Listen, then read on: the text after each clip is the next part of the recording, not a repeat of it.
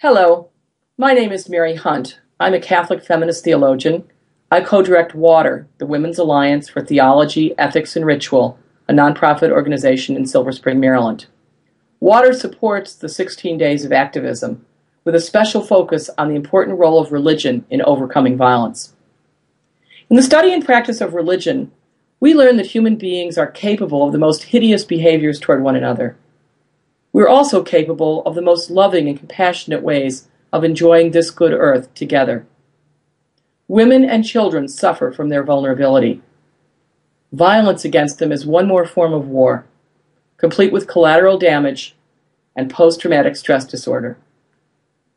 We can eradicate violence. It is not a given in the human condition. Violence is learned and rewarded behavior that conveys power. It must and it will change with the help of feminist work and religion. I recall vividly being arrested some years ago in front of the Vatican Embassy, holding a sign that said women's rights are human rights. Indeed, sexual and reproductive choices for women are human rights. Abrogation of those rights is a form of violence.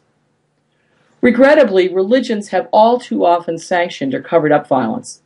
As a Catholic, I think immediately of the Crusades, or better, of today's epidemic of priest pedophilia and the Episcopal cover-up of that horrible sort of crime.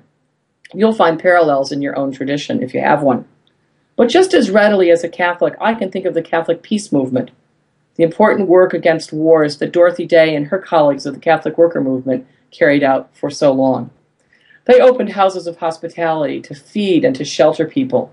And in retrospect, as I look at that movement, I suspect, even though we didn't say it at the time, that they were also protecting people from violence. I urge us to dig deeply into our faith traditions to find and create what theologian Daniel C. McGuire calls the renewable moral energy of religion, and to use it to overcome violence. Rethink your own sacred texts and leave aside those that contradict human safety. Urge your religious leaders to preach and to teach on overcoming violence. Most of all, renew your religious commitment, or if you don't have one, simply renew your commitment to build a nonviolent, peaceful world for the safety and thriving of all. I admire the work of the Center for Women's Global Leadership. I remember when my friend Charlotte Bunch, the founding director, launched this campaign in 1991.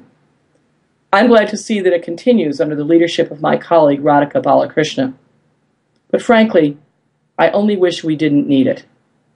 In the meantime, please join me in ending gender-based violence. Thank you so much.